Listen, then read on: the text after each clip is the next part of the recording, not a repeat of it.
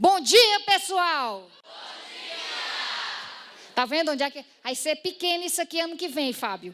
Ano que vem isso aqui tem que ser... O palco tem que ser ali, entendeu? E a gente vai ficar aqui de plateia.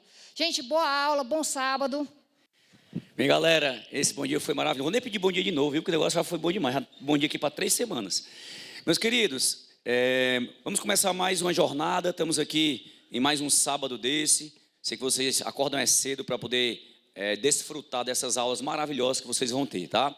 Queria convidar aqui o nosso presidente da Unipasse, professor Elmano de Freitas, deputado Elmano de Freitas, vim aqui trabalhar com vocês uma aula, graças a toda essa equipe, deputado também, que perpetua esse projeto tão bonito, que ele, como já falou várias vezes aqui, acha fantástica a educação, né? E tem realmente investido nesse projeto, em vocês. A gente sabe que vocês são o nosso produto, né? Digamos assim. Pode ser que não fica ruim a gente falar assim. Mas vocês é que vão ser o futuro do nosso país. Então temos que investir em vocês, na educação. O deputado também comunga com essa política, com essa palavra. E hoje ele vai falar exatamente sobre as atualidades da política, né, no nosso país, como isso sempre é assunto pertinente também nas provas que vocês costumam fazer, tá bom? Uma salva de palmas para o nosso deputado Elmano de Freitas. Bom dia, pessoal. Bom dia, Fábio. Bom dia aos colegas que trabalham no Projeto Alcance. Mais uma vez, aos que estão aqui no auditório, a quem está nos acompanhando aí pelo interior, nas turmas do Alcance. A turma me pediu para falar sobre uma aula com vocês. Eu disse, meu Deus do céu, vai ser difícil, porque falar desse tema para as pessoas, às vezes as pessoas não querem nem ouvir, porque é a atualidade da política brasileira. Mas, evidentemente, são temas de que, de alguma maneira, podem estar numa prova do Enem. E, de alguma maneira, aquelas pessoas que preparam a prova têm uma opinião sobre esse tema. E a opinião que elas têm sobre esse tema é que acaba que na política se resolvem várias questões que nós vamos ver daqui a pouco sobre a vida das pessoas e da sociedade. A gente às vezes conversa sobre educação, ou sobre saúde, ou sobre o transporte que a gente pega que não é bom, ou sobre lazer, sobre esporte. E é no mundo da política que essas coisas se decidem. E quem está preparando uma prova do Enem tem a compreensão de que é neste mundo da política que essas questões são resolvidas. Então é importante que a gente tenha conhecimento sobre elas. A segunda coisa que eu queria dizer é que no Brasil atual, como nós temos uma crise política, digamos assim, profunda, uma crise grande, é muito comum, às vezes, eu tenho uma opinião, outra pessoa tem outra opinião, cada um de nós, como a gente diz, cada cabeça é uma sentença, mas às vezes numa crise, a gente pode aproveitar a crise para superar desafios que a gente tem na vida, ou a gente pode simplesmente ficar enrolado nessa crise. Mas no Brasil atual, um dos problemas que nós temos é que eu que tenho uma opinião, não consigo escutar a opinião do outro. Eu sou o dono da verdade, eu sei todas as respostas, e aí, o que o outro diz, eu já acho que ele está errado, porque ele é de outro lado. E eu não tenho a condição de ouvir e, de repente, a gente até ter uma opinião comum, se não em tudo, em alguma coisa. A gente não precisa concordar com tudo. Então, na atualidade da política brasileira, a primeira coisa que a gente não tem é uma maioria para esta maioria poder decidir aquilo que se acha melhor para a sociedade. E a gente tem uma profunda crise de representatividade. O que é isso? É que você que vota não se sente representado por quem você olha, quem vai decidir a vida da gente.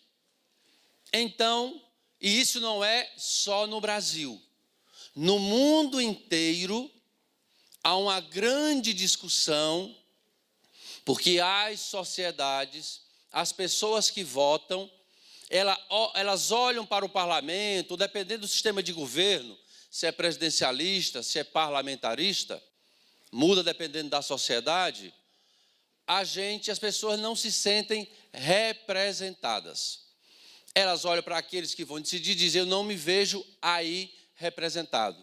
Há distorções entre quem escolhe e os escolhidos, por mais variadas questões. Uma delas nós vamos falar aqui daqui a pouco, que no Brasil se fez há pouco uma chamada reforma política. Por trás dela tem várias opiniões.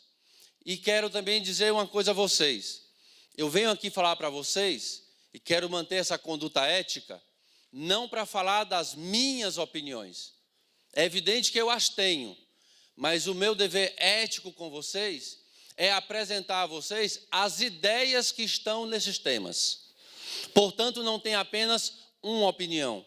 A opinião de quem é a favor de tal coisa e os argumentos de quem é a favor de tal coisa. Os argumentos de quem é contra e propõe outra sugestão e os argumentos de quem propõe essa outra sugestão. E é claro que as pessoas vão formando as suas opiniões, mas o meu dever ético é oferecer a vocês as ideias de quem defende as variadas opiniões sobre um tema. E aquilo que vocês possam, em uma prova, ou em discussão, ou em uma redação, poder apresentar numa redação, não apenas a opinião de um lado, mas vocês poderem colocar em uma redação, sabendo que sobre esse tema tem várias opiniões. Opinião A com esses argumentos, opinião B com esses argumentos, opinião C com essas ideias, e a minha eu concordo mais com essas. Mas vocês precisam ter as ideias por inteiro para poder...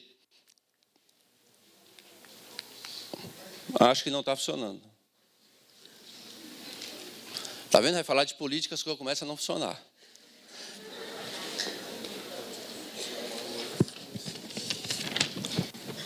Para ganhar um tempinho, só dar aqui um alô aos municípios que também estão aqui conosco, além de quem está nos auditórios.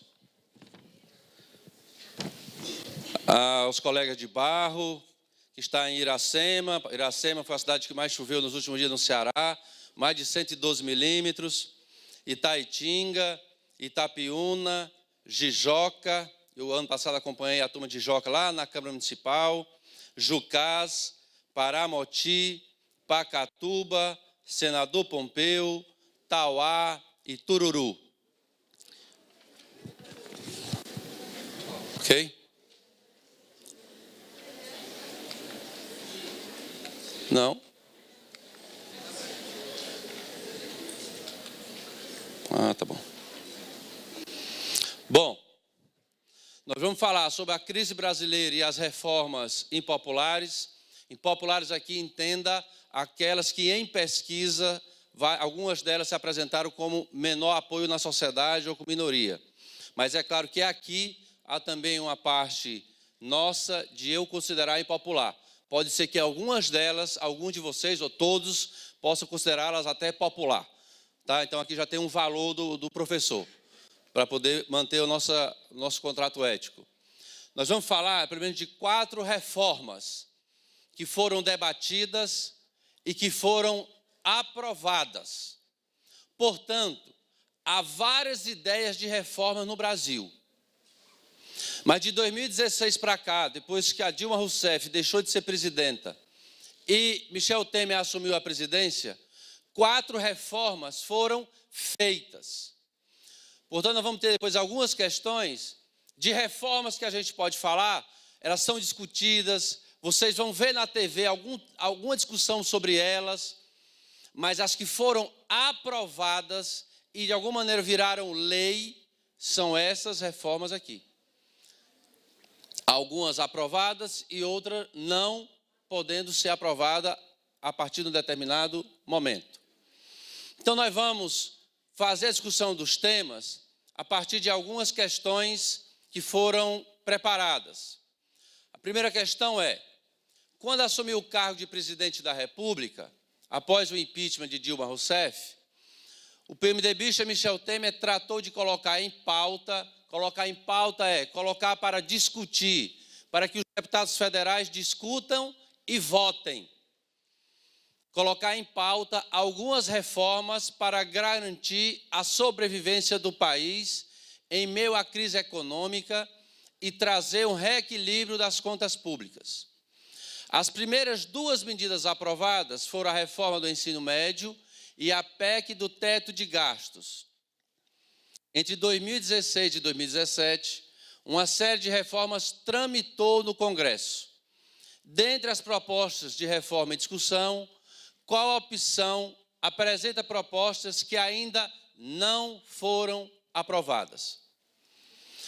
Para a gente ir naquela linha que eu falei para vocês de apresentar as ideias. O PMDBista Michel Temer tratou de colocar em pauta algumas reformas para garantir a sobrevivência do país. Essas reformas têm opiniões diferentes sobre elas. Nós tivemos em discussão reforma trabalhista, por exemplo. Há aqueles que defendem, existe uma lei no Brasil chamada CLT, que é da década de 1940. Ela é uma lei ainda do presidente Getúlio Vargas, portanto é uma lei relativamente antiga. Essa lei é que diz, quando você arrumar um emprego, é essa lei, votada por deputado e senador, que diz quais são os direitos de quem trabalha, quais são os deveres de quem trabalha, quais são os direitos de quem contrata o trabalhador e quais são os deveres de quem contrata o trabalhador ou a trabalhadora. É nessa lei que se diz que você que contrata tem que pagar um 13º ao trabalhador. É nessa lei que se diz que se tem que assinar um contrato de trabalho na carteirinha de trabalho. Existe a carteira de trabalho porque essa lei determinou. Antes dela, nossos avós, ou os que são tataranetos aqui, não tinha esse contrato, aquela carteirinha de trabalho. Isso só veio ter depois do presidente Getúlio Vargas. Foi também nessa lei que se estabeleceu um salário mínimo no país. Antes dessa lei, no Brasil, tinha um salário no Ceará, tinha um salário na Bahia, tinha um salário no Rio de Janeiro, tinha um salário em São Paulo, e havia quem fosse a favor do salário mínimo no Brasil inteiro e quem era a favor de salário mínimo regional. Qual era o argumento de quem é a favor do salário mínimo no Brasil inteiro? De que é preciso ter uma igualdade mínima no país inteiro. O argumento de quem era contra era de que as realidades da economia, as realidades das empresas, em cada estado, era muito diferente. E que o salário mínimo de São Paulo, que é muito mais desenvolvido, não poderia ser igual ao salário mínimo do Ceará, que é menos desenvolvido. Portanto, tinha argumento tanto para um lado como para o outro. No Getúlio Vargas, na década de 40, se estabeleceu que era o mínimo nacional. Portanto, nós teríamos, no nosso país, um salário mínimo nacional. Em 1988, a Constituição do Brasil definiu que nós teríamos salário mínimo no Brasil e definiu vários direitos da reforma, da maneira que foi aprovada. Qual? O partido, para poder ter tempo de TV e falar na TV para a sociedade, é necessário que ele tenha algum grau de representatividade. Que as ideias que esse partido defende, ou as pessoas desse partido defendem, ele tem alguma legitimidade na sociedade. Se ele não tem nem 3% nesse período todo, é porque ele não tem representatividade, ele não terá tempo de TV. Segunda regra que faz valer os partidos grandes é que, além de não ter tempo de TV, quem não tiver esse percentual, ele também não terá direito a um fundo partidário. Eu imagino que alguns não saibam, no Brasil existe uma coisa chamada fundo partidário, que é aquilo que sustenta, em grande parte, os partidos políticos. Nós estamos falando de algo em torno de 800 milhões de reais, ano. E só terá acesso a esse fundo partidário de 800 milhões quem também atingir este percentual. Então, é evidente que aqueles que estão na política vão ter mais interesse nos partidos que tenham acesso ao fundo partidário. E como é que se divide esse dinheiro dos partidos? Qual é o critério? Que é importante vocês saberem. O critério para os partidos terem acesso a fundo partidário é o número de deputados federais eleitos em 2018. Se perguntarem numa prova para vocês, é o número de deputados federais e senadores? É o número de deputados federais, senadores e governadores? É o número de deputados estaduais? Não.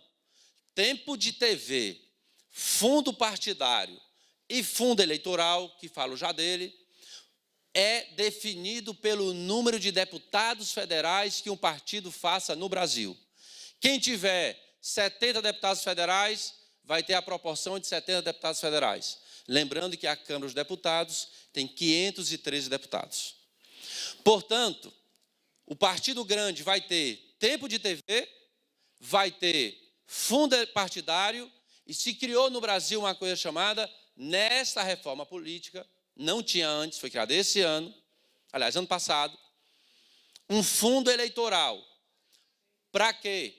Para que as campanhas eleitorais, inclusive a de 18, elas só poderão usar recurso desse fundo eleitoral. Ele só existe no ano da eleição. Para quê? Para que este recurso público pague a despesa dos candidatos.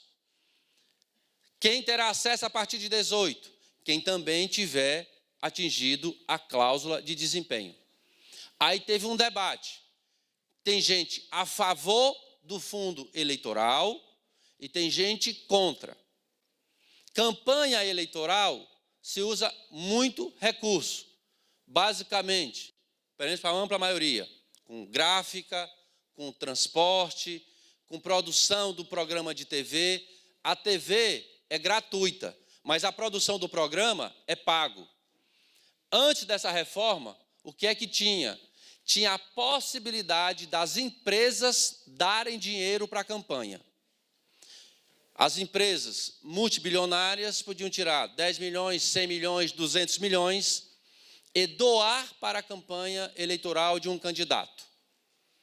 Nesta reforma, o Supremo Tribunal Federal decidiu, isso não foi da reforma política, da lei.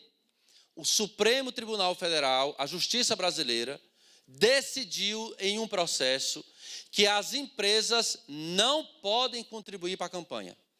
Elas estão proibidas e quem o fizer irá responder em processos criminais.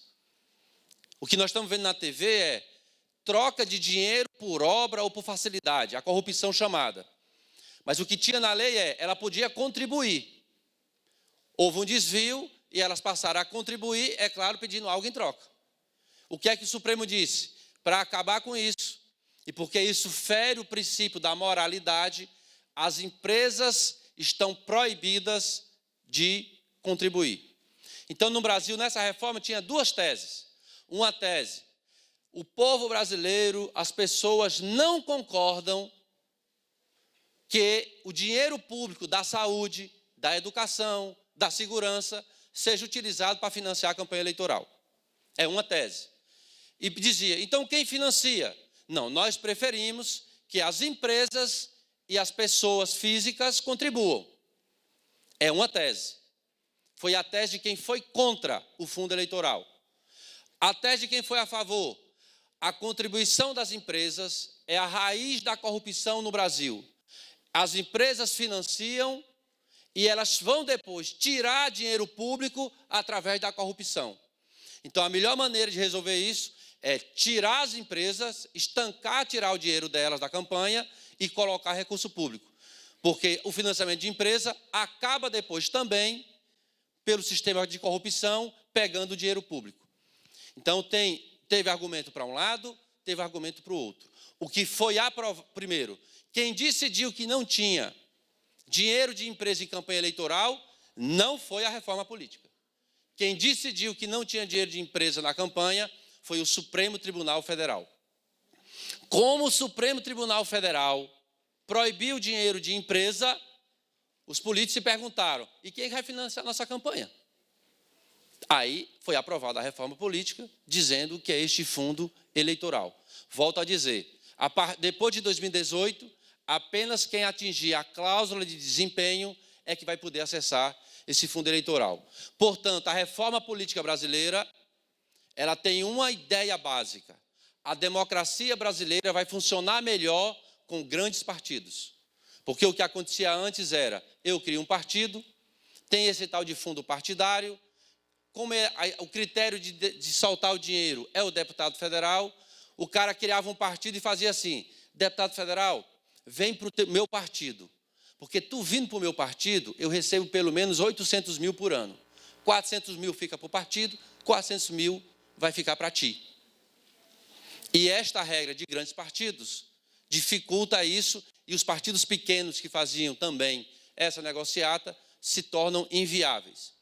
O outro lado, quem é contra isso, diz que sociedade de grande partido sufoca lideranças novas, sufoca os partidos pequenos, que tem partido pequeno que faz negociata, mas tem partido pequeno que é formado de gente séria. Seja partido de pequeno mais conservador, seja partido pequeno mais progressista. O fato é que tanto de um lado como de outro, há partidos com pessoas sérias. E há também partidos pequenos com pessoas que só querem ganhar dinheiro formando partidos. Mas a reforma política brasileira, portanto, ela está pensada para daqui a 10, 15, 30 anos, nós não teremos certa... Podemos até ter 40 partidos. Isso está permitido. Pode criar partido, mas tendo direito à TV, tendo direito a fundo eleitoral e tendo direito a fundo partidário, só os grandes. Portanto, nós vamos praticamente ouvir falar dos grandes partidos. E é provável que a gente vá testemunhar a fusão de partidos. 3, 4 partidos pequenos se juntam para ter viabilidade política no Brasil. Então, esta é a reforma política. E a reforma previdenciária, eu vou falar um pouquinho daqui para ela, mas ela ainda não foi votada.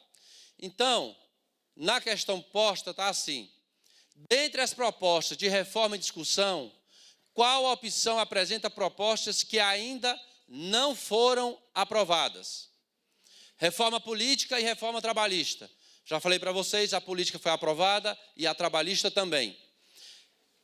Reforma agrária, vou pular a segunda que é a correta. Reforma agrária e reforma política. A reforma agrária não foi aprovada nem discutida, mas a reforma política foi.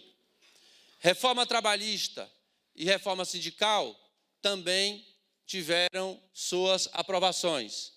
Reforma urbana e reforma do ensino médio, a reforma urbana não foi aprovada, a reforma do ensino médio foi.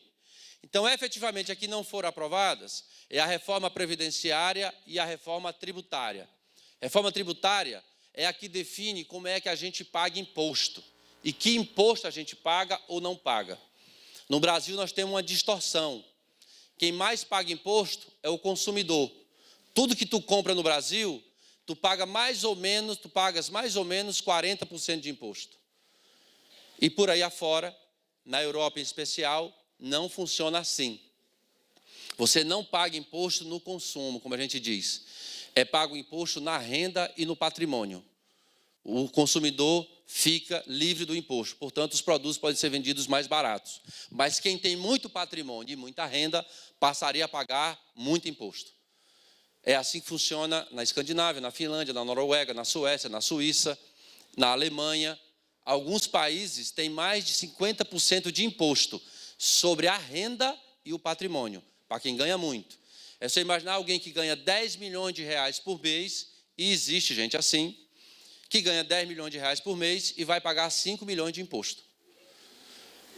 Em compensação, os 40% da mochila que tu compras, da camisa que tu compras, do tênis que tu compras, deixaria de ter imposto. Este é um modelo. E há o modelo brasileiro hoje, que é um modelo centrado no consumo. Porque a pessoa produz e acrescenta em cima 40% de imposto. E ela te cobra isso na medida que ela te oferece o produto com o preço que ela coloca. Portanto, essa é a diferença.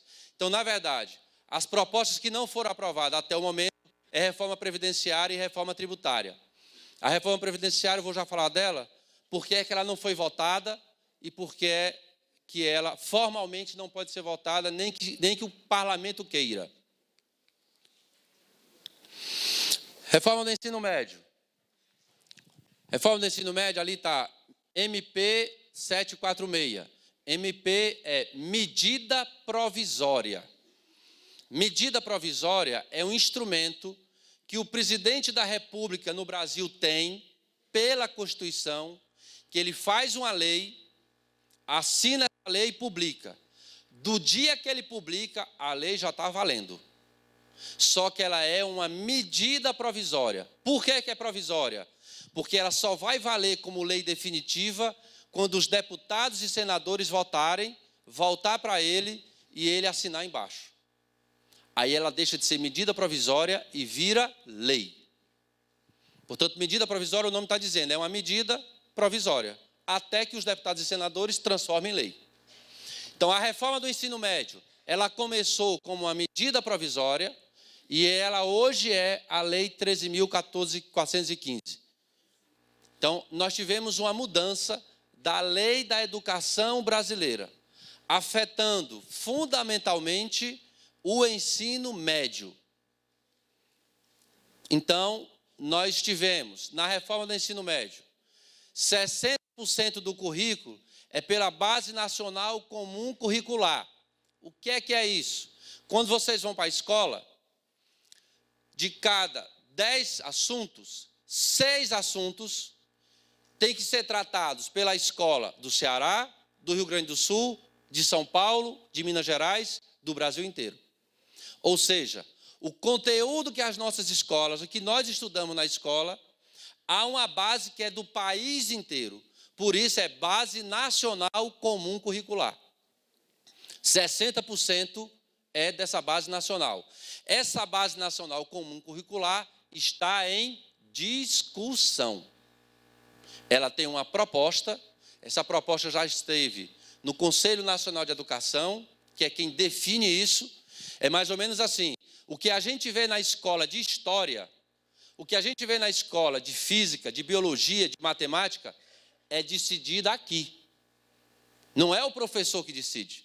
O professor decide como é que ele vai dar o conteúdo. Mas o conteúdo é decidido nessa Base Nacional Comum Curricular. Portanto, o que os nossos filhos vão estudar, ou o que nós vamos estudar no ensino médio, é decidido por essa normativa chamada Base Nacional Comum Curricular. E os 40% são os chamados destinos itinerários formativos. Qual era o tema central da educação do nosso país que vocês vivenciam isso? É humano? Eu quero ser físico. Mas, cara, é o seguinte, eu não suporto estudar geografia. Eu acho chato demais. E tem um colega seu que diz assim, cara, eu quero ser professor, ou eu quero pesquisar as rochas, eu quero fazer geologia. Mas eu não gosto de determinada matéria. E houve uma discussão entre os pedagogos de que essa escola é uma escola pouco atrativa e que o aluno acaba não mergulhando nas disciplinas. Então, o que é que foi discutido? Que a gente faria 5 itinerários formativos. Ou seja, eu que quero ser ator, vou estudar as disciplinas que me ajudam a ser ator. Eu que quero ser médico, vou estudar a Base Nacional Comum Curricular, mas eu vou pegar um itinerário formativo para me ajudar a depois, ao fazer a faculdade de medicina, eu estar mais preparado para estudar medicina na faculdade. E se formou, então, 5 itinerários formativos, linguagens e suas tecnologias. Então, quem quer ter como profissão no futuro linguagem e tecnologia, vai estudar na escola do ensino médio 60% daquilo que todo mundo no Brasil estuda e os outros 40%, o itinerário de linguagem e tecnologia. Ele vai escolher esse. Se não, ele pode escolher matemática e suas tecnologias. Eu quero ser físico, eu quero ser matemático, eu quero ser engenheiro. Então, esse aí vai estudar a base comum curricular e vai estudar matemática e suas tecnologias. O outro, ciência da natureza e suas tecnologias. Ciências humanas e sociais aplicadas. E formação técnica e profissional. Portanto, a escola de ensino médio, isso tem 5 anos para fazer a adaptação. As escolas que vocês estudaram vão sofrer essa alteração, o que estudam. Qual é a alteração? Nós não teremos essa quantidade de disciplina que nós temos hoje. Nós vamos ter uma disciplina de português, matemática e uma língua. E algum itinerário que você vai dizer qual que você quer. Portanto, essa reforma do ensino médio, ela tem uma qualidade. Qual é? Ela é flexível para a necessidade que você, aluno, quer fazer. Agora, as escolas vão ter os 5 itinerários formativos? Não. As escolas podem ter os 5 itinerários formativos, como ela pode ter apenas um. Então, eu tenho uma escola que resolveu se especializar o itinerário formativo de matemática e suas tecnologias. Aí quem quer fazer essa área vai tentar estudar nessa escola. Mas a escola também pode ter as 5. E isso vale para a escola pública e vale para a escola privada. Isso é regra para a educação brasileira, é da LDB. Então, o estudante poderá escolher entre 5 áreas de estudo, mas as escolas não serão obrigadas a oferecer. Então, você pode escolher qual que você quer, mas a escola não está obrigada a lhe oferecer as 5. Mas em alguma escola vai ter a que você quer. Há uma mudança permitindo que professores sem diploma específico, mas com notório saber, possam dar aula no ensino técnico e profissional. É um professor reconhecido como dominador de um determinado tema, ele vai poder dar aula na escola técnica profissional e não necessariamente ele tem diploma. Há pessoas favoráveis e há pessoas contrárias, no sentido de que fragiliza a profissão dessas áreas. Meta de ampliação da carga horária. As escolas brasileiras hoje têm 800 horas aula ano. Elas passarão daqui a 4 anos a ter 1.000 horas aula. Portanto, terão 200 horas a mais de aula daqui a 4 anos. Mas não será mais essa quantidade enorme de disciplina que nós temos hoje. Você vai escolher, vai ter as 3, que é para todo mundo, e a do seu itinerário, daquilo que você mais gosta. Essa é a vantagem. E o que é que continua como obrigatório? Língua portuguesa, matemática e língua inglesa para todos os alunos do ensino médio. Vamos lá. Alvo de protesto de estudantes em todo o país, a lei da reforma do ensino médio foi promulgada nesta quinta-feira, 16 de fevereiro, pelo presidente da República, Michel Temer, em cerimônia no Palácio do Planalto. A proposta, feita por meio de uma medida provisória, foi aprovada na semana passada pelo Senado. Essa reforma cria a Base Nacional Curricular Comum e proíbe a participação de não docentes na sala de aula. Eu disse a vocês, a Base Nacional Comum Curricular está sendo discutida. Ela não foi votada. Na lei do ensino médio, prevê que 60% do currículo é a Base Nacional Comum Curricular. Mas a base curricular, o currículo da gente, não está na lei. Vai estar numa portaria específica ainda em discussão. Proíbe a participação de não docentes? Não proíbe a participação de não docentes. No ensino técnico profissional é permitido a participação de não docentes na sala de aula, aquele que não tem a formação superior. A B, flexibiliza o ensino em itinerários formativos por área de conhecimento e amplia a carga horária.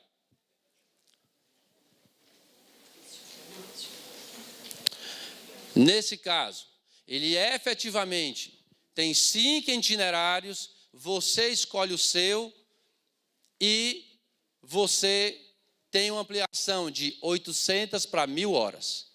Então, efetivamente, essas duas estão corretas.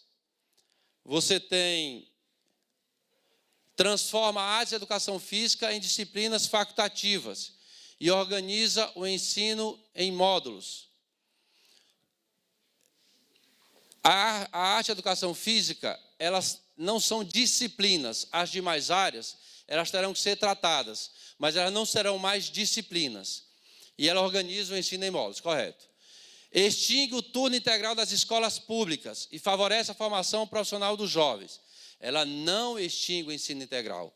Ao contrário, há até o estímulo de maior recurso para os estados que aumentarem o número de escola em tempo integral. O Ceará temos hoje 119 escolas profissionalizantes e algumas escolas de tempo integral regular. E, por fim, universaliza os cursos à distância e permite ao aluno a escolha de somente uma área de estudo. Nós temos a universalização e temos a possibilidade do aluno escolher a área de estudo que ele quer. Reforma da Previdência. A primeira questão diferenciada é que a reforma da Previdência não é lei. O que está proposto como reforma da Previdência é uma mudança na Constituição do Brasil. O que é que isso significa? Que precisa de mais votos para poder fazer a mudança. Uma lei, para ser aprovada, precisa da maioria dos deputados e da maioria dos senadores. Se eu tenho 513 deputados, eu preciso de 257 votos. E de senadores, se são 81, eu preciso de 41. Quando eu vou mudar a Constituição, aí altera. Eu preciso de 3/5, é assim que está na Constituição. Portanto, eu preciso não de 252, eu preciso de 308 votos de deputados e eu preciso de 61 senadores. Portanto, é mais difícil aprovar. E o que é que está proposto na Previdência? Ela afeta principalmente vocês, jovens dessa sala. Por quê? Porque ela vai definir a regra que quando vocês entrarem no mercado de trabalho, como é que quando depois passar 30 anos, 35 anos, como é que vocês vão ou não se aposentar? Se vocês vão conseguir se aposentar ou não, dependendo desta regra ou dessa mudança. O que é que está proposto lá? Idade mínima de 65 anos para homens, 65 para homens e 62 para as mulheres. Essa regra hoje é 60-55. O tempo de contribuição mínimo será de 15 anos.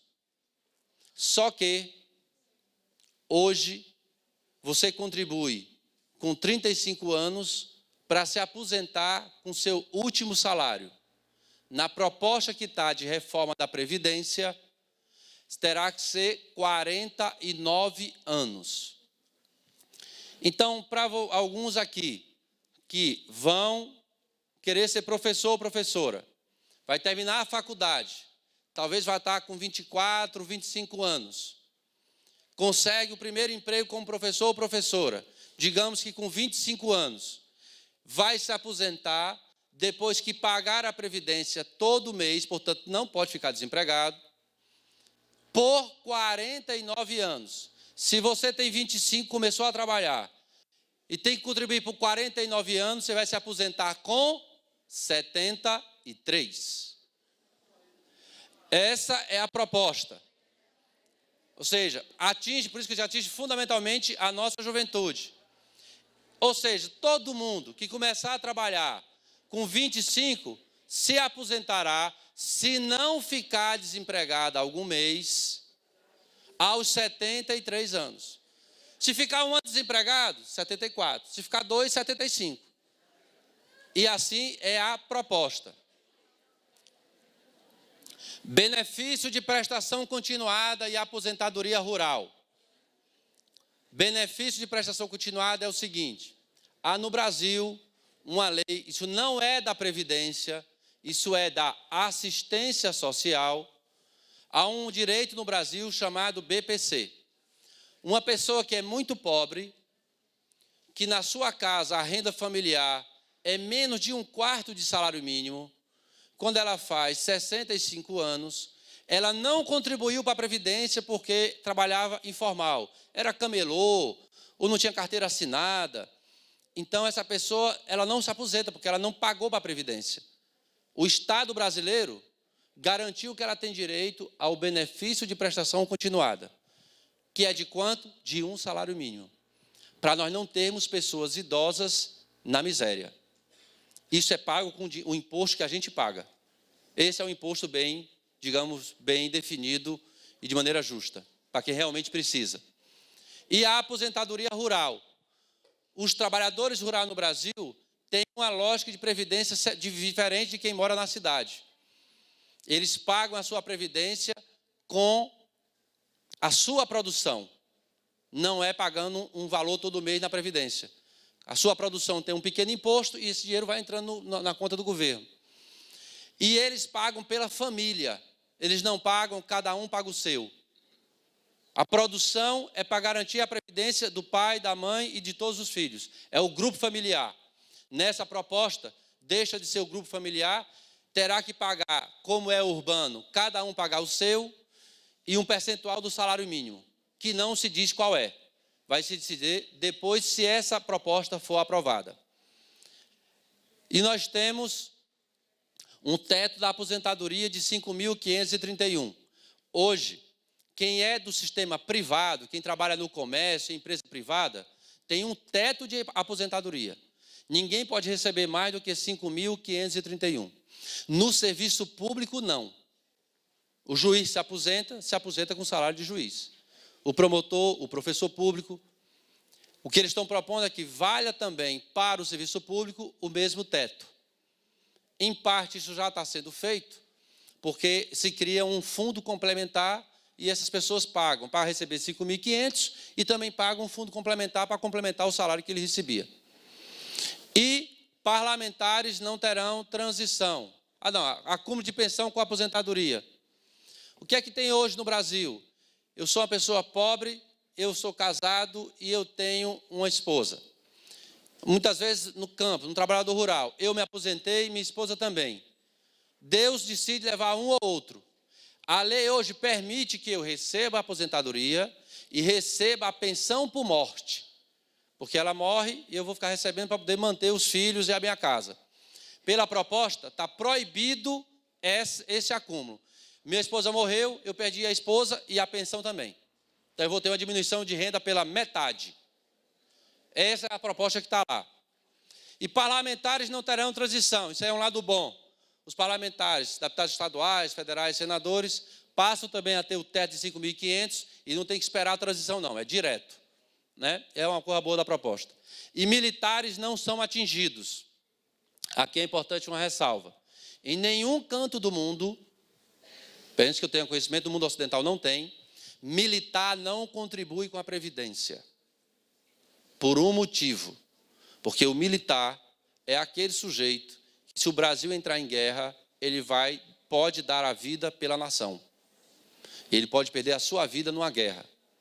E a experiência no mundo inteiro é de que, para ter esse grau de dedicação, ele tem que ter segurança de que, ao morrer, numa guerra, a sua família não ficará a descoberto. E a garantia, portanto, é que militar, em regra, não se cobra. No Brasil, depois de um acordo muito grande, os militares hoje contribuem com 6%. Mas isso é uma exceção à regra. Em regra, militar que eu estou falando das Forças Armadas, Marinha, Aeronáutica e Exército. Tá? Agora, aqui tem um equívocozinho na apresentação. Atualmente engavetada. Não é o adequado. Vocês tiram essa parte aí. Por quê? Porque ela não está engavetada. Ela está suspensa. Por que é que ela está suspensa? Vocês viram na TV que o governo federal fez uma intervenção no estado do Rio de Janeiro. E a Constituição diz que quando no Brasil tiver uma intervenção em algum estado, não pode mudar a Constituição. Não interessa o assunto que seja. Tem uma intervenção em um estado? Tem. Pois não pode mudar a Constituição. Quando sair a intervenção do Rio de Janeiro, esta proposta da Previdência poderá ser votada. Mas ela não pode ser votada enquanto o Rio de Janeiro estiver em intervenção federal. Nós vamos falar sobre a intervenção federal.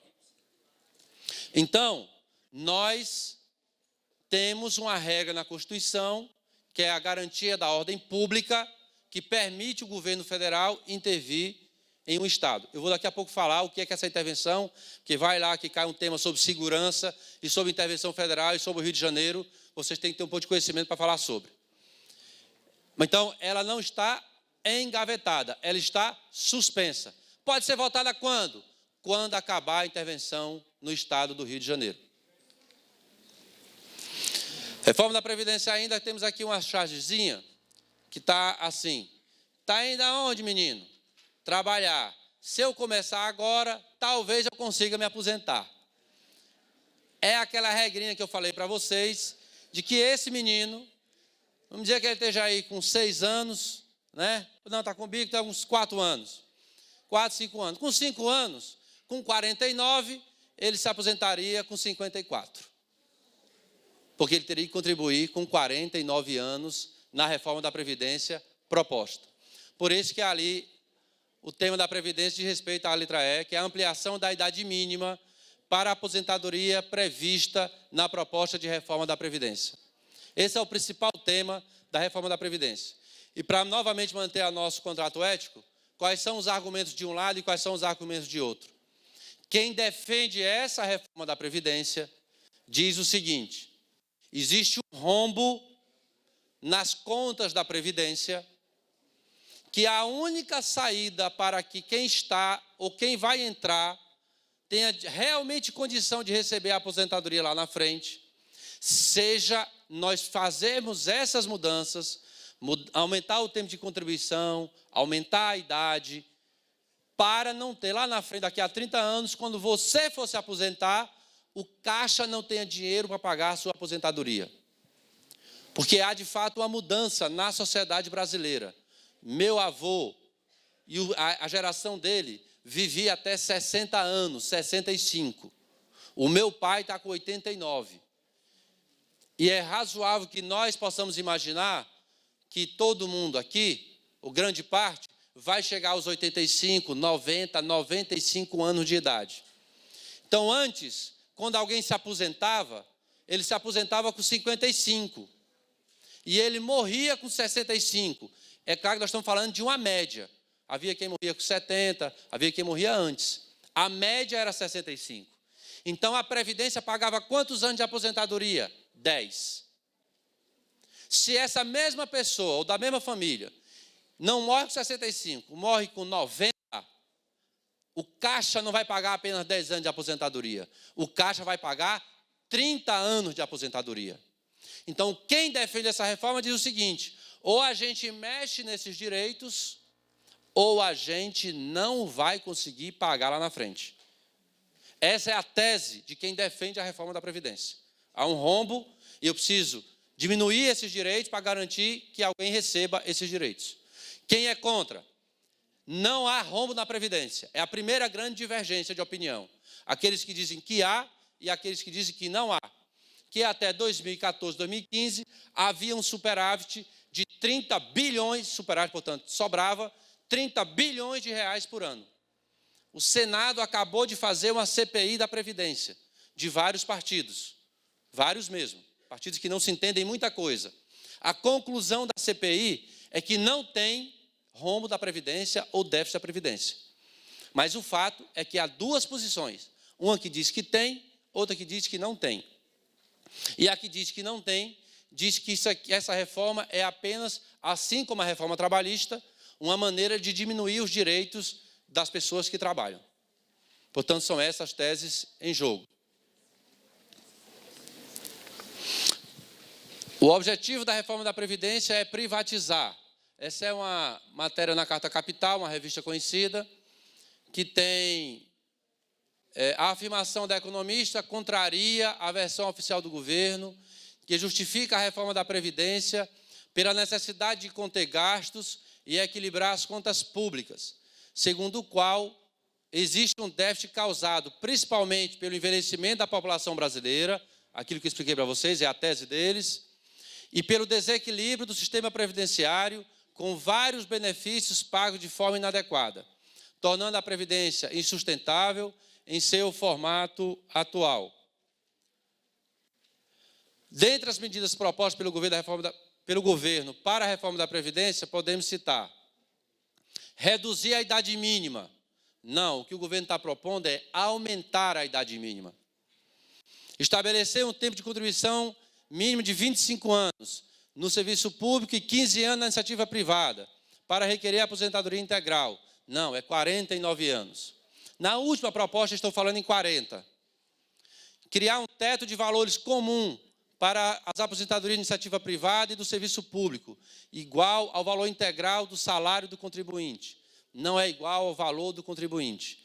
Só vai ser, se for aos 49 anos, ele pode se aposentar integral só com parte do salário. Portanto, não é integral. Ampliar a idade mínima para a aposentadoria, sendo 65 para homens e 62 para as mulheres, a partir de 2038.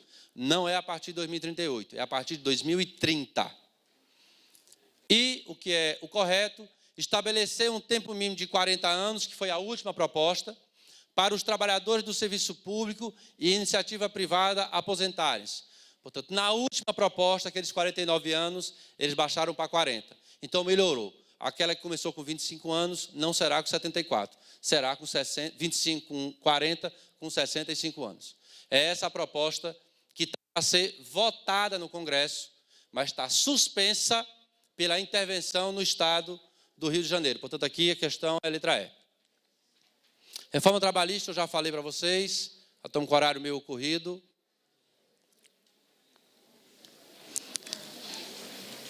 O Senado aprovou nesta terça-feira, 11 de julho, o texto da reforma trabalhista. A reforma muda a lei trabalhista brasileira e traz novas definições sobre as relações de trabalho. O texto foi sancionado pelo presidente Michel Temer. As novas regras entram em vigor daqui a 4 meses, conforme previsto na legislação, na nova legislação. Uma coisa que eu acho que é importante colocar para vocês é que existe esse prazo para entrar em vigor. Ou seja, a nova lei trabalhista que eu falei para vocês, ela ainda não está valendo. Ela vai começar a valer daqui a pouco. Tinha um prazo para fazer ela valer entre as partes. Então, nós temos, entre as principais mudanças aprovadas nessa reforma, é correto identificar a abolição do salário mínimo, não. Continua o salário mínimo. O fim da arrecadação do FGTS, também não. Continua tendo a arrecadação do FGTS. Flexibilização da jornada, que poderá se estender até 12 horas diárias, com 36 horas de descanso, respeitando as 44 horas semanais, além das horas extras? Sim. Hoje você trabalha 8 horas, podendo ter hora extra. Na nova lei, o seu empregador pode querer e exigir que você trabalhe 12 horas no dia. Tá? Isso não será considerado hora extra. E ainda pode ter hora extra. Então, o trabalhador pode ser obrigado a ficar 12 horas na loja. Antes, ele só podia ficar 8 horas, com no máximo mais 2. Tá? Essa é a mudança. A redução do período de férias obrigatório de 30 para 20 dias para cada ano trabalhado, com a opção de metade do período ser pago em forma de abono. E a possibilidade de negociação do tempo de intervalo destinado ao almoço dentro da jornada de trabalho, com sua extinção se houver acordo entre as partes. Portanto, é a C. 6. O desemprego tem sido um dos problemas sociais na sociedade contemporânea. Vários fatores contribuem para este fenômeno. Entre eles, podemos mencionar a falta de qualificação das pessoas, pois o mundo do trabalho contemporâneo demanda conhecimento de informática, de uma segunda língua ou ainda formações específicas para o uso de equipamentos. Efetivamente, nós temos um problema de qualificação das pessoas. Nós temos, às vezes, muita gente desempregada e temos vagas em determinadas áreas que não tem as pessoas qualificadas para aquela vaga. A mecanização da agricultura fez com que muitas famílias fossem para a cidade à procura de trabalho, porém não há postos suficientes para todos. Aqui tem a mecanização da agricultura e tem uma coisa que a gente falou atrás, que é a tal da reforma agrária, que é uma concentração de terra no Brasil muito grande, e a pessoa vai embora também porque ela não tem terra para plantar. Então, ela acaba indo embora, além de também não ter a mecanização. A automação no setor de serviços fez com que o trabalho executado por pessoas passasse a ser realizado por máquinas, reduzindo o número de trabalhadores. O mesmo ocorreu em indústria, em especial nas montadoras de veículos. É evidente que nós passamos por uma revolução da automação, uma revolução da informática, e grande parte de trabalho realizado na indústria, que era por pessoas, é feito por máquinas. Então, é evidente que está adequado. 4. A falta de pessoas interessadas em trabalhar em serviços que exigem conhecimentos técnicos. É evidente que não, que tem pessoas interessadas em muito e não tem a vaga. Né? É até hoje comum as pessoas estudarem, se formarem e não conseguirem a vaga. E a falta de desenvolvimento econômico no setor de profissionais liberais, que se qualificam à universidade e não conseguem emprego na área de formação. Na verdade, até a falta de desenvolvimento, mas não é apenas no setor de profissionais liberais. A falta de desenvolvimento econômico é na economia como um todo. E eu tenho, portanto, dificuldade de emprego nas diversas áreas. Portanto, a 1, a 2 e a 3 estão corretas. Reforma política eu já falei para vocês. Há uma coisa que eu não falei sobre a reforma política, duas coisas importantes. Aliás, 3. A primeira é que no Brasil não tinha limite para um candidato gastar numa campanha. Se um candidato quisesse gastar 1 bilhão, ele podia gastar 1 bilhão. Se ele quisesse gastar 0, ele gastava 0. Mas o fato é que na nova reforma que foi aprovada, há um limite por campanha. O presidente da República tem um limite, o governador tem um limite, o presidente da República é 70 milhões de reais. Aí você diz, vixe Maria, é muito. Na última eleição presidencial, se gastou 500, 350 milhões de reais. Então, ela é muito abaixo do que era a campanha passada com o tal financiamento empresarial. E a gente já viu que os 500 milhões que foram para as campanhas voltaram para algumas empresas de alguma maneira. E muito mais. Campanha de deputado federal, banco estadual, é 1 milhão de reais. Ou seja, um deputado estadual no Ceará poderá gastar até 1 milhão. Eu não preciso falar nome, mas eu tenho um colega deputados estaduais que dizem claramente que gastaram 6 milhões de reais na sua eleição. Não, porque é uma quebra de confiança. Isso, portanto, é uma coisa boa. Nós vamos ter uma coisa chamada voto impresso. Houve um grande debate no Brasil. Nós temos a chamada urna eletrônica. É um sucesso para o mundo inteiro. Mas houve uma grande discussão se poderia ou não alguém fazer um programinha, colocar na urna eletrônica e o seu voto ser desviado para alguém. E houve uma grande polêmica. Os Estados Unidos não têm urna eletrônica. É furando um papelzinho. Mesmo assim, eles tiveram já lá problema de fraude. E aqui se votou nessa reforma política que nós vamos ter a urna eletrônica, mas o seu voto será impresso. Então, você vai votar na urna eletrônica e debaixo da urna vai cair o seu voto na urna que você não vê como está caindo. Para quê? Porque se houver alguma denúncia de fraude, eu tenho como pegar os votos e conferir. Ok? Então, só que em 2018 não teremos o voto impresso no Brasil inteiro. Por quê? Porque o Tribunal Superior Eleitoral, que é quem organiza as eleições, já disse que não tem dinheiro para fazer o voto impresso. Então, não terá em 2018, mas certamente terá na próxima eleição. Provavelmente na eleição de Fortaleza em 2020, nós já vamos votar na urna eletrônica e o nosso voto vai cair dentro da urna impresso. Né? E nós temos uma coisa que é discurso de ódio e fake news. O que é isso? Em processos eleitorais, tem sido muito comum os partidos, ou alguns candidatos, nunca é bom generalizar, nem de um partido nem de outro, há algumas pessoas que criam fakes para falar inverdades ou para criar fatos que não existem, mas que, quando disseminado, podem gerar uma opinião contrária a determinado candidato A ou candidato B. Estou dizendo isso sem falar de partido A ou partido B. Isso é criado por gente que não tem conduta ética mínima, mas é feito. E a lei autorizou as empresas de redes sociais e mídias de, antes mesmo de ter um processo, já retirar a partir de uma reclamação.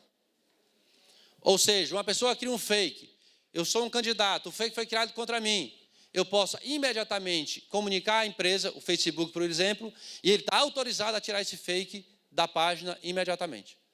Portanto, é uma previsão hoje prevista na lei da reforma política. Está aprovado, tá? Está na lei da reforma política. Crise do sistema prisional. Entendi que eu tenho que correr muito. Vou ser bastante rápido. Nós temos no Brasil, no último censo, 726 mil pessoas presas. Nós temos a terceira população carcerária do Brasil. Mas, além de ter 726 mil pessoas presas, nós temos ordem de prisão para 358 mil. Vocês já viram matéria em jornal do presídio lotado, aquela cela lotada? Pois ali, juntando aquele povo todo no Brasil inteiro, soma 726 mil. Sendo que tem fora para entrar, se for preso, 358 mil. Desses, 222 ainda não teve julgamento. O que é isso? O sujeito foi preso, começou a responder o inquérito, o processo, mas ele não teve sentença, mas ele continua preso. Tá? E aí nós temos a argumentação sobre lentidão da justiça, não julgar, e aí gera o sentimento de impunidade. Mas nós tínhamos no Brasil, há anos atrás, algo em torno de 200 mil presos. Nós aumentamos, praticamente quintuplicamos o número de presos no Brasil. Portanto, o que é importante nós percebermos? 64% das pessoas presas são negras. E mais da metade de jovens de 18 a 24 anos, a 29 anos. Portanto, a ampla maioria dos 726 mil presos no Brasil são jovens de 18 a 29 anos, com a ampla maioria negra. Alerta nisso para uma redação.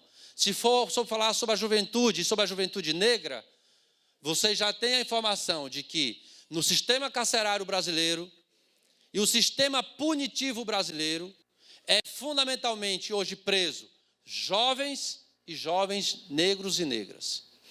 Ampla maioria, tráfico de drogas, furto e roubo. É a ampla maioria dos casos. E são colocados juntos com quem assalta banco, com quem é latrocida, e, portanto, a gente imagina agora o que nós estamos presenciando, a situação de facções, em que esse jovem de 20 anos, que por uma sobrevivência qualquer foi fazer o tráfico de uma droga, ou ele entra numa facção no presídio, ou ele é morto. Essa é a situação que esse jovem, às vezes, tem que decidir dentro de um presídio. Né? E por isso as mães desesperadas. Necessidade de repensar as políticas públicas para o sistema prisional e a forma de combate às drogas no país. Nós temos um problema no combate às drogas no Brasil, porque nós somos um país absolutamente muito consumidor de droga. A mesma sociedade que consome muito droga, que é a que gera o tráfico, que faz ele ser altamente lucrativo e trazer jovens para o seu negócio, é a mesma sociedade que é vítima desse tráfico, matando nossos jovens e colocando nossos jovens em situação de risco e de morte. Nós fizemos uma pesquisa aqui na Assembleia dos jovens mortos e dos jovens que mataram alguém. De cada 100 jovens envolvidos nessas situações, 75 deles estavam fora da escola. Portanto, são jovens que abandonaram a escola por algum motivo e acabaram se envolvendo com o tráfico de drogas. E ou mataram ou morreram. Essa, portanto, é a situação absolutamente grave da nossa sociedade. E a intervenção federal no Rio de Janeiro. Eu acho que eu olhei logo para a lei. O que é que diz a nossa Constituição? Aqui é o artigo da Constituição. A Constituição diz no artigo 34, a União não intervirá nos estados. Portanto, a regra é que não tem intervenção. Por quê? Porque intervenção é uma coisa muito forte. Nós elegemos um governador no Ceará, os cariocas elegeram um governador no Rio de Janeiro. Quando alguém se elege governador, ele tem a atribuição de escolher os secretários. E o governador do Rio de Janeiro escolheu o secretário de Segurança Pública. Quando o governo federal faz uma intervenção no estado do Rio de Janeiro, baseado nesse inciso 3, por termo a grave comprometimento da ordem pública, ou seja, acabar com o problema de desordem na sociedade, da insegurança pública. Quando o governo federal faz isso, ele não vai apenas ajudar o governo do estado. o governo do Estado deixa de ter o secretário de Segurança Pública. E, a partir dessa data, a segurança pública do Rio de Janeiro não é mais responsabilidade do governador. Passa a ser responsabilidade do presidente da República. E é ele quem nomeia o secretário de Segurança Pública do Rio de Janeiro. Portanto, em qualquer discussão, quem hoje cuida da segurança pública do Estado do Rio de Janeiro é o governo do Rio de Janeiro? Não. Quem cuida da segurança pública do Estado do Rio de Janeiro é o governo federal. E, portanto, o governador não terá mais nenhuma condição de tomar as decisões que precisam ser feitas na Polícia Militar, na Polícia Civil, na perícia forense, que é quem faz a investigação técnica. Ele não mais comanda essa área do governo. Quem comanda é o governo federal. Mas o governo federal não foi eleito para cuidar da segurança pública do Rio de Janeiro. Por isso que a regra é a não intervenção. Porém, em situações extremadas, a Constituição permite essa intervenção ser feita. E aí o governo federal, nesse caso do Rio de Janeiro, com a concordância do governo estadual, foi feita a intervenção. E aí esse tema se liga ao da Previdência. Por quê? Porque eu disse a vocês que enquanto houver intervenção federal em um Estado, não pode votar mudança da Constituição. E como a reforma da Previdência muda a Constituição, não pode ser votada a reforma da Previdência. Aqui é aquela regra que não pode ter alteração constitucional, os casos de emergência de segurança, e aí um questionamento da intervenção. Qual foi o argumento para a intervenção no Rio de Janeiro? É a segurança pública que está em crise. O Rio de Janeiro, hoje, ano passado, teve uma proporção de 32 por 100 mil habitantes homicídios. Por que é o homicídio o critério da violência? Porque há uma regra em quem estuda a criminologia. Ninguém sabe quantos furtos tem em Fortaleza hoje. É absolutamente impossível saber. Por quê? Porque alguém levou o meu celular e eu não fui lá fazer o BO. Eu não sei como saber quantas lesões corporais tiveram. Por quê? Porque numa discussão de bar, alguém deu um murro no outro, ou deu um tapa no outro, ou um arranhão, ninguém foi fazer o BO. Mas homicídio não. Homicídio, a pessoa em regra tem um corpo morto ou desaparecido. Quando um corpo fica muito tempo desaparecido, considera-se morto pela lei. Pode se considerar morto. E aí eu sei muito aproximado, quantos homicídios tem numa sociedade. Por isso que o homicídio, no mundo inteiro, é o critério de apuração de violência.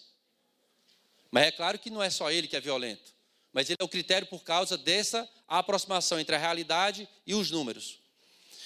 No Rio de Janeiro é 32 por mil. No Acre é 55 por 100 mil. 100 mil. No Rio Grande do Norte é 69 por 100 mil. No Ceará é mais de 50 por 100 mil. Então, por que não tem intervenção no Ceará, no Rio Grande do Norte? Então, não há critério objetivo para essa intervenção. Alguns entendem que a intervenção foi feita, na verdade, como um artifício político, porque como o governo Temer não tinha voto para votar a reforma da Previdência, para não passar para aqueles que gostam do governo dele, que querem a reforma da Previdência daquela forma que eu falei para vocês, ele arrumou uma desculpa para dizer que não vai votar, porque se votar, perde. Então, ele fez um acordo com o governador do partido dele, para, com esse argumento da intervenção, dizer, olha, eu queria muito aprovar, mas quero dizer a vocês que, infelizmente, eu não posso aprovar porque eu tive que fazer a intervenção no Rio de Janeiro. E a Constituição proíbe ter votação de emenda constitucional com intervenção federal em alguns estados. E por que é que tem aqui ameaça ao Estado democrático? Porque eu posso estar banalizando um instrumento que, evidentemente, tem que ser excepcional.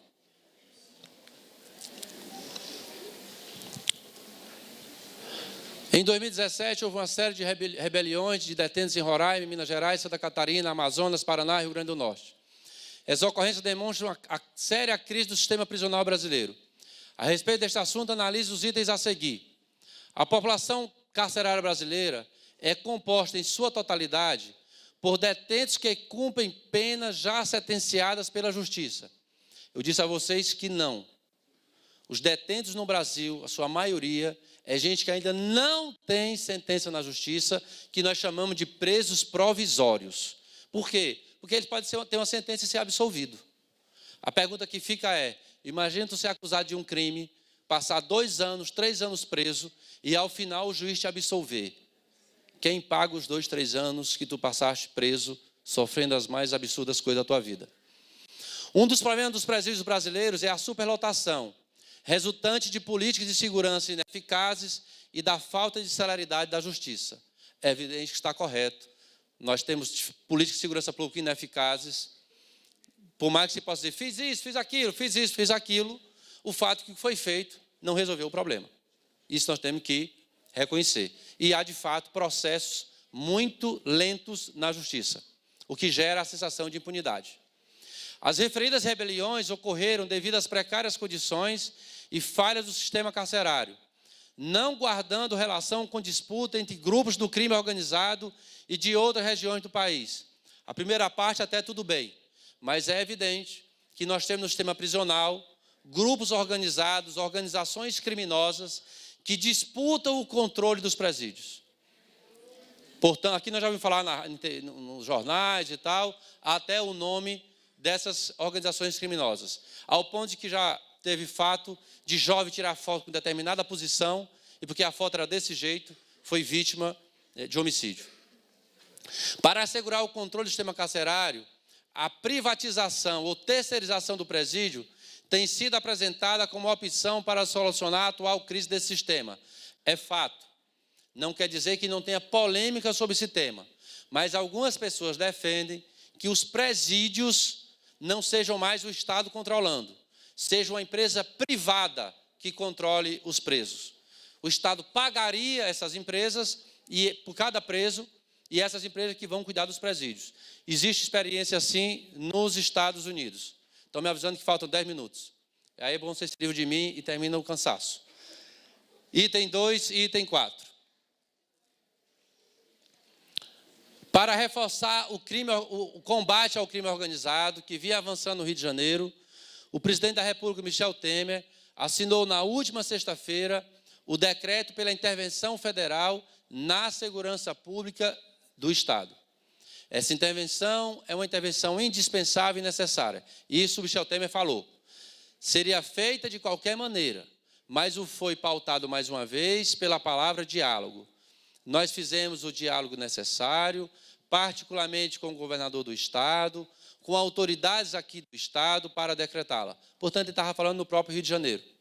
Então, o que é que ele está dizendo? Ele fez a intervenção dialogada com o governador do Estado do Rio de Janeiro. Houve concordância do governador. Isso está na página do próprio governo federal. Assinale a opção que apresenta a justificativa prevista da Constituição Federal, utilizada por Temer para a intervenção federal no Rio de Janeiro. Porque quando o presidente faz uma intervenção, ele tem que dizer por que vai fazer a intervenção. Não é porque eu quero. Ele tem que ter um argumento para fazê-lo. Sob pena de alguém entrar com ação no Supremo e anular o decreto. E qual foi o argumento do Temer? Juridicamente falando. Para manter a integridade nacional? Não temos discussão de dividir o Brasil. Ou seja, se algum Estado brasileiro disser, daqui em diante nós queremos nos dividir, sair do Brasil, o governo federal pode intervir e tirar o governo do Estado do governo e dizer, não, você muda o governo porque o Brasil não aceita saída de nenhum Estado da federação. Mas não foi esse o caso. Repelir a invasão estrangeira? Claro que não. Pôr termo o grave comprometimento da ordem pública? Foi esse o argumento utilizado com fundamento na segurança pública. Para garantir o livre exercício de qualquer dos poderes, não. E prover a execução de lei federal, ordem de decisão judicial, também não. Ou seja, se você tem uma decisão judicial para o governador do Ceará fazer tal ato, e o governador do Ceará se recusa a fazer o ato, tanto o presidente da República como a Justiça pode afastar o governador para realizar o ato. Feito o ato, o governador pode voltar. Isso ou seja, porque a Constituição não aceita que nenhuma autoridade descumpra a ordem judicial. É um dos motivos para afastar um governador, ter uma intervenção. O que vemos no país é uma espécie de espraiamento e a manifestação da agressividade através da violência Isso se desdobra de maneira evidente na criminalidade, que está presente em todos os redutos, seja nas áreas abandonadas pelo poder público, seja na política ou no futebol. O brasileiro não é mais violento do que outros povos, mas a fragilidade do exercício do reconhecimento da cidadania e a ausência do Estado em vários territórios do país se impõem como um caldo de cultura no qual a agressividade e a violência fincam suas raízes. Isso é uma opinião, uma entrevista de um pensador importante no Brasil, que é o Joel Birman. Texto 2. Nenhuma sociedade pode sobreviver sem canalizar as pulsões e emoções do indivíduo, sem um controle muito específico do seu comportamento. Nenhum controle desse tipo é possível sem que as pessoas interponham limitações umas às outras. E todas as limitações são convertidas na pessoa a quem são impostas em medo de um ou outro tipo. Isso é o Elias no processo civilizador. Na verdade, o que nós estamos dizendo, aquilo que eu comecei a falar, é que foi tentando criar um caldo cultural no Brasil de uma agressividade quando nós divergimos ou temos opiniões diversas. Nós temos que construir estruturas e instituições que permitam as potências, os impulsos. É mais ou menos aquela história que assim, tem uma pessoa jovem, com mais energia, com mais disposição, e às vezes na escola é chamado como danado ou revoltado ou o que for. Às vezes a escola não tem um ambiente para que a energia desse jovem seja efetivamente bem canalizada. Na sociedade, nós também temos energia na sociedade. Elas podem ser utilizadas apenas para um confronto, como elas podem ser utilizadas para espaços em que eles encontrem condições de dialogar para realizar até disputas, mas não no grau de agressividade. Por isso que a questão aqui posta abaixo, essa situação expressa a incapacidade das instituições político-legislativas em formular mecanismos de controle social específicos à realidade social brasileira. Nós temos um povo específico formado de 3 povos, que tem características culturais distintas, que se misturaram, e nós temos que construir estruturas institucionais adequadas à nossa realidade. Sobre os problemas sociais nas cidades do Brasil, avalie as proporções a seguir. A questão da violência nas cidades tem ampliado a sensação de insegurança e a descrença nos serviços de segurança. Noticiários relatam assassinatos, assaltos, sequestros, agressões e outros tipos de violências diariamente. Problemas relacionados com a infraestrutura, iluminação pública, redes de água, esgoto, energia elétrica, asfaltamento, segurança e lazer, não são considerados relevantes para a análise dos problemas sociais urbanos, como as questões de moradia. É evidente que isso tem a ver. Uma rua escura é mais fácil de haver crime. Uma região de extrema miséria facilita, às vezes, a prática de crime. Eu digo facilita para não ter preconceito social. Há praticantes de crime de colarinho branco que moram nas mansões e há prática de crime também de pessoas pobres. Para a gente não achar que pobre pratica crime e rico não pratica crime. Há pobres que praticam crime e há ricos que praticam crime. A deficiência do planejamento e execução de políticas públicas no espaço urbano são alguns dos principais responsáveis pela gênese e perpetuação dos problemas sociais nas cidades brasileiras. Eu estou aqui na frente de vários jovens. Se vocês perceberem, a nossa cidade, ela tem pouco espaço de lazer, pouco espaço de esporte, pouco ambiente para a nossa juventude.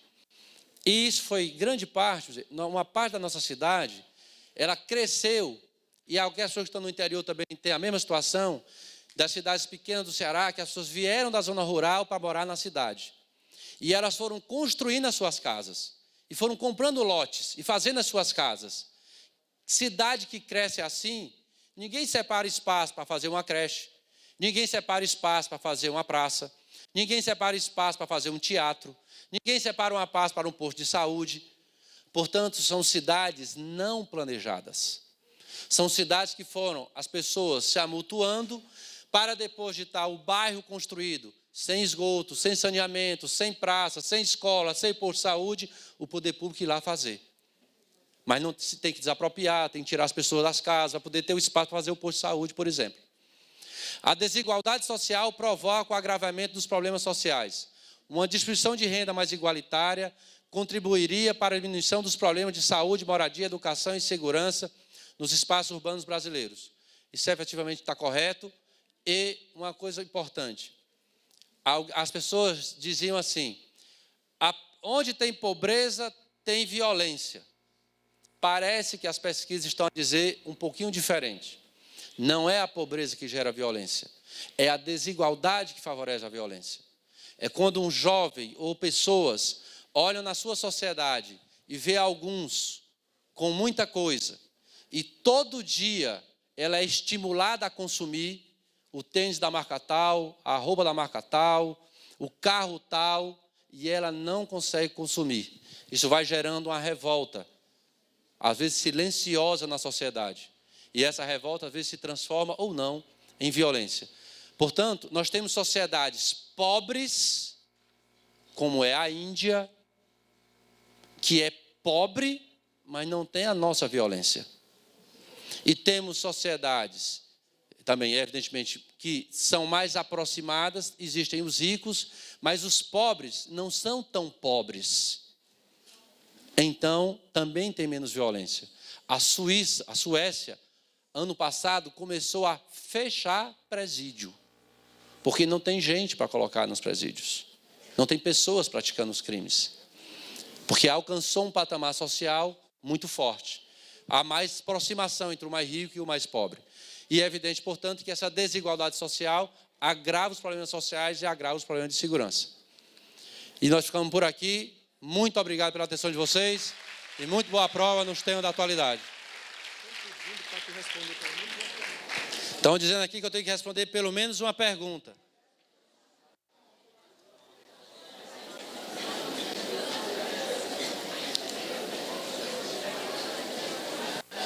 Vamos lá, pegar aqui duas. Um aluno pode escolher mais de um itinerário? Ele vai escolher um itinerário, agora ele pode depois mudar o itinerário que ele está fazendo. Mas ele vai escolher um itinerário. E como ficaria a situação previdenciária aos profissionais da área de saúde? Exatamente igual aos demais. Vai também, se passar os 49, se aposentar com 74 anos de idade. Essa é a situação que estão querendo para o povo brasileiro. Mais uma vez, muito obrigado por lanche, descansar um pouco. Grande abraço. Galerinha.